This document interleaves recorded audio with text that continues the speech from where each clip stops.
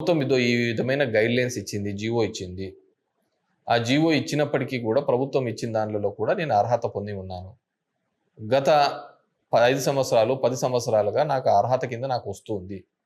అయినా కానీ అధికారులు ఇక్కడ ఉన్న రాజకీయ నాయకుల ఒత్తిళ్ల మేరకు అవన్నీ తీసివేస్తున్నారు అనే భావన మనకు ఉంటే, ఆ విధంగా తీసివేసి ఉంటే ఖచ్చితంగా ప్రతి శనివారం మనం అర్జీ రిక్వెస్ట్ ఇస్తే డైరెక్ట్ న్యాయమూర్తికే తీసుకుంటుంది. ఏ లాయరు అవసరంలో అర్జీలో మన సమస్య ఏదో రాసుకొని ఇచ్చేస్తే ఆ సమస్య అక్కడ ఇమ్మీడియట్గా ఇస్తేనే ఇమ్మీడియట్గా న్యాయమూర్తి సంబంధించిన అధికారిని ఆ శనివారమే కావచ్చు, లేదంటే వచ్చే శనివారానికైనా కానీ పిలిపించి ఎందుకు ఆ విధంగా చేశారు అని వాళ్ళతో ఎక్స్ప్లెనేషన్ రాయించుకొని, ఒకవేళ వాళ్ళ మీద తప్పు జరిగి ఉంటే ఆ తప్పుకు సంబంధించి కూడా వాళ్ళ మీద సరైన విధంగా వాళ్ళని మందలించి ఆ ప్రభుత్వం నుంచి వచ్చే పథకాలు, ఇది ఓన్లీ ప్రభుత్వ పథకం, ఏ సమస్య అయినా సరే ఈ మండల్ లీగల్ సర్వీస్ అథారిటీకి మనం ఇవ్వచ్చు. ఎవ్రీ సాటర్డే ఆడ కూర్చుంటారు.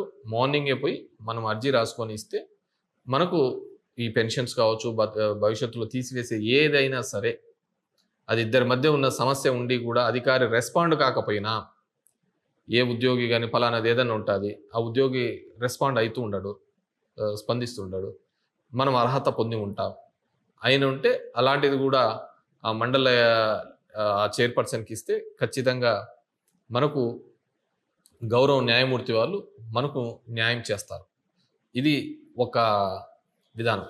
పథకాల విషయంలో కావచ్చు, ఇద్దరి మధ్య ఉన్న సమస్యను సంబంధించిన అధికారి స్పందించకపోతే, అది ఎటువంటి సమస్య అయినా సరే, ఒక మధ్యస్థం ద్వారా, అంటే అది రెవెన్యూ అధికారులు కావచ్చు, ఇంకో అధికారి కావచ్చు, అర్హత ఉండి కూడా వాళ్ళకి ఆ విధంగా ఉన్నా కానీ వాళ్ళు స్పందించకపోతే దాని మీద మనం చర్యలు తీసుకోవడానికి ఈ మండల్ లీగల్ సర్వీస్ అథారిటీని ప్రతి నియోజకవర్గంలోనూ ఉన్న కోర్టులో మనం ప్రతి శనివారము కూడా, ప్రతిరోజు ఉంటుంది కానీ ప్రతి శనివారము దీని మీద చైర్పర్సన్ గారు అక్కడ కూర్చుంటారు కాబట్టి, చైర్పర్సన్ అంటే న్యాయమూర్తి కూర్చుంటారు కాబట్టి ఆ రోజు సంబంధించిన అధికారిని పిలిపించి వాళ్ళు ఎందుకు చేయలేదో వాళ్ళను అడిగించి నెక్స్ట్ ఎప్పుడు చేస్తామని కూడా రాతపూర్వకంగా వాళ్ళ దగ్గర స్టేట్మెంట్ తీసుకొని గౌరవ న్యాయమూర్తి మనకు న్యాయం చేసే అవకాశం దాని ద్వారా మనం పొందవచ్చు.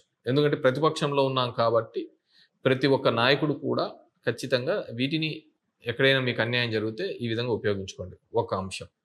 రెండో అంశం సంబంధించి ప్రతి చోట నియోజకవర్గాల్లో కూడా చిన్న చిన్న గొడవలు జరుగుతున్నాయి, అక్కడక్కడ ఇబ్బందులు జరుగుతున్నాయి, ఆస్తి నష్టాలు జరుగుతున్నాయి, అవి జరుగుతున్నాయి, గొడవలు జరుగుతున్నాయి, రోజు పేపర్లలో చూస్తాం. ఇది ఎప్పుడు లేని ప్రక్రియ ఈరోజు కొత్తగా జరుగుతుంది. సో దీనికి సంబంధించి కూడా కొంతమంది ఏమంటున్నారు, మనం పోలీస్ స్టేషన్లకు పోయినా అక్కడ కేసులు పెట్టుకోవటం లేదు, పట్టించుకోవటం లేదు, స్పందించడం లేదు అని చెప్తూ ఉన్నారు.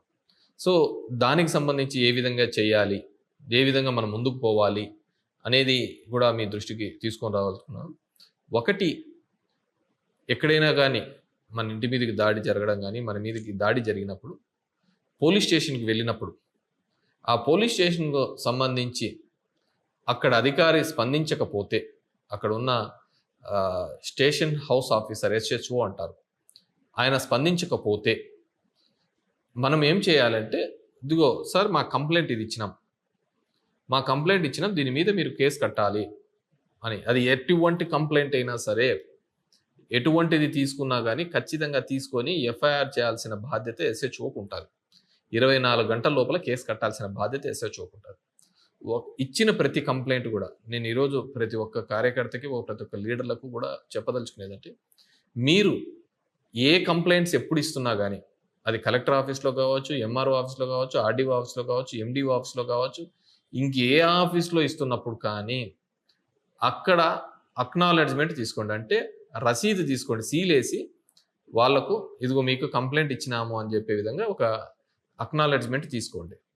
అదేవిధంగా పోలీస్ స్టేషన్లో కూడా మీరు ఇచ్చిన తర్వాత వాళ్ళు కేసు రిజిస్టర్ చేస్తారా లేదా, కేసు రిజిస్టర్ చేయలేకుండా వాళ్ళు పంచాయతీ పెట్టాలని చూస్తూ ఉంటారు. దాని లేకుండా మన కేసే కావాలనుకుంటున్నప్పుడు ఖచ్చితంగా అక్కడ ఉన్న ఆఫీసర్ ఎవరైతే ఉన్నారో, మేము ఇచ్చినాము కాబట్టి మాకు కేసు ఖచ్చితంగా రిజిస్టర్ చేయాలి, లేదు అనుకుంటే మీరు బలవంతంగా ప్రజల మీద రుద్దగడు.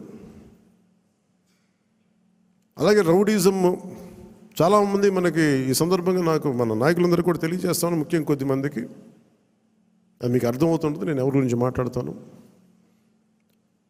రౌడీజం దయచేసి మీరు నమ్మకండి. ముఖ్యంగా మన నాయకులు కొద్దిమంది చెప్తున్నాను, దయచేసి రౌడీజాన్ని నమ్మకండి. మెత్తగా ఉన్న నాయకుల మీద, ఏం మాట్లాడిన నాయకుల మీద మీరు వచ్చి మాట్లాడాలి కానీ తిట్టడాలు కానీ చేస్తే నాకు ఆ భయాలు లేవు. మీరు అది గుర్తుపెట్టుకోండి. వైసీపీ లాంటి ఒక గుండా పార్టీని ఎదుర్కొని వచ్చిన వాడిని మీరు నన్ను బెదిరించగలరా? మీరు ఆలోచించండి. కొంచెం లోతుగా మీరు అధ్యయనం చేయాలి దాన్ని. ఎందుకంటే మాట కావాల్సిన సంస్కారం కావాలి. ఇక్కడ మీరు కూర్చోబెట్టి బెదిరించేసి సామాజిక మాధ్యమంలో మన నాయకులు మీరే తిడతా ఉంటే నేను మిమ్మల్ని వదులుకోవడానికి సిద్ధంగా ఉంటాను, గుర్తుపెట్టుకోండి. అది మీరు నాకు ఎంత లాయలిస్టులు వ్యక్తిగతంగా అయినప్పటికీ కూడా, మీరు నా కమిటెడ్ లాయలిస్టులు అయినప్పటికీ కూడా, ప్రజాస్వామ్యానికి విఘాతం కలిగించిన, రౌడీజం చేసిన నేను వదులుకోవడానికి సిద్ధంగా ఉంటాను. దయచేసి దీన్ని మీరు మంచి మనసుతో అర్థం చేసుకోండి. అది నేను మాట్లాడినప్పుడు ఎందుకు చాలా తీవ్రంగా ఉంటుంది, చాలా గట్టిగా మాట్లాడతాను. దయచేసి దీన్ని మీరు లోతుగా తీసుకొని, ముఖ్యంగా మహిళా నాయకురాలను ఎవరన్నా సరే సామాజిక మాధ్యమాల్లో కించపరిచిన ఒక మాట అన్నా అజయ్ గారికి కూడా చెప్తా ఉన్నాను ఈ సందర్భంగా, చాలా ఫర్మ్ యాక్షన్ తీసుకోండి సార్. నేను ఈరోజు అందరి ముందు చెప్తున్నాను, you have all the right. చాలా ఫర్మ్గా చెప్పండి. మన అందరినీ మనం సంస్కరించాలి అనుకున్నప్పుడు మనమే సంస్కారహీనంగా మాట్లాడితే ఎట్లా? అలాంటి వ్యక్తులని మీరు చాలా బలంగా మీ నిర్ణయం తీసుకోండి. మీ నిర్ణయం వెనక నేను ఉంటాను. అవకాశం ఇవ్వండి మారటానికి. తప్పదు అనుకున్నప్పుడు మీరు పార్టీలో నుంచి కూడా మీరు వెళ్ళిపోవాల్సి వస్తే వెళ్ళిపోనివ్వండి, ఇబ్బంది పడద్దు. ఎందుకంటే ఇది మనం చాలా కమిటెడ్గా ఇచ్చిన విజయం ప్రజలు. ఇది ఎప్పుడు ఓట్లు వేయని వాళ్ళు, ఎప్పుడు ఓట్లు వేయని వాళ్ళు, ఎక్కడో అమెరికాలోనూ దుబాయ్లోనూ వలస కార్మికులుగా జీవితాలు వెళ్ళిపోయి ఒక 40,000 ఎప్పుడో వస్తే చాలా ఇంటికి పంపించుకునే వాళ్ళు కూడా 50, 60, 1.5 లక్ష రూపాయలు ఖర్చు పెట్టుకొని, వాళ్ళు పెద్ద డాక్టర్లు కాదు, ఐటీ ఉద్యోగాలు కాదు, చిన్న సూపర్వైజర్లు, రవాణాలో పనిచేసే కార్మికులు, డ్రైవర్లు, వాళ్ళు వచ్చి 40, 70,000 ఖర్చు పెట్టి మరి ఓట్లేసి వెళ్ళారు ఇక్కడికి. దయచేసి ఇవి చాలా బలంగా మీరు గుర్తించాలి. నేను లేకపోతే పార్టీ ఏమవుద్ది అని చాలామందికి ఉంటుంది. దయచేసి అలా అనుకోకండి. ఏమవుద్ది, పార్టీ నడుస్తుంది అనేది ఎలా ఉంటుందండి?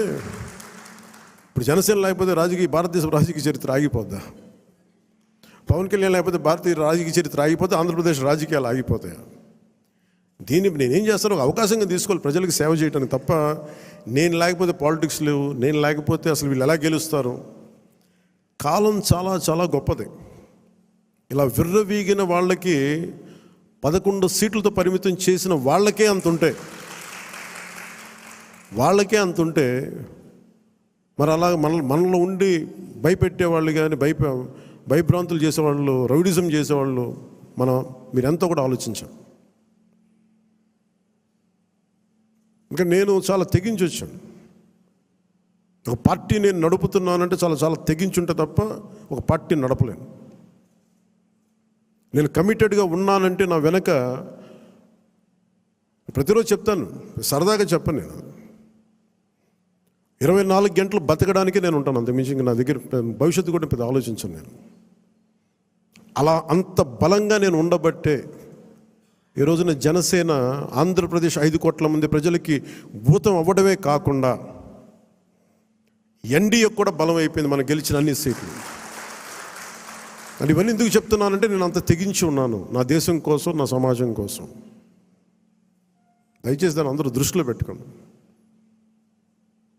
ఎవరైనా సరే ఇలాగ మనలో భయపెట్టేవాళ్ళు, రౌడిజం చేసేవాళ్ళు, విర్రవీగేవాళ్ళు కూడా ఒకటే మాట ఏంటంటే, నా వెనక నాలాగా కమిటెడ్గా ఏ స్వార్థం ఆలోచించని జన సైనికులు, వీర మహిళలు అనేక మంది ఉన్నారు. వాళ్ళు మామూలు వాళ్ళు కాదు. వాళ్ళు ఏం ఆశించరు. పని చేసి మళ్ళీ కనిపించరు. ఎక్కడెక్కడ విదేశాల్లో ఉంటారు. మొన్న వెళ్తే మన అంబానీ గారి మ్యారేజ్కి వెళ్తే జాతీయ ఛానల్స్ ఆజ్ తక్ కానీ వీళ్ళు ఇదే చెప్తారు, మీరు భారతదేశానికి మీరు చేసింది మామూలు కాదు,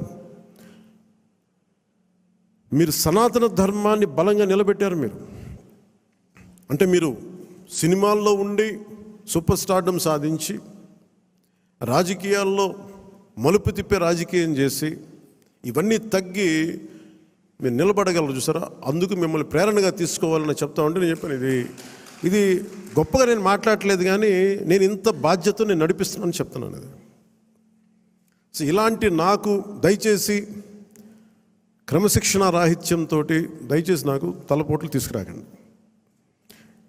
ఎందుకంటే నేను నా రక్తాన్ని కూడా పక్కన పెట్టేయగలను, గుర్తుపెట్టుకోండి.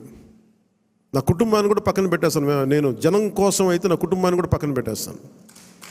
అలాంటిది నా సొంత బిడ్డలతో సహా పక్కన పెట్టేయగలను. నేను అంత నిస్వార్థంగా అంత గట్టిగా ఉంటాను.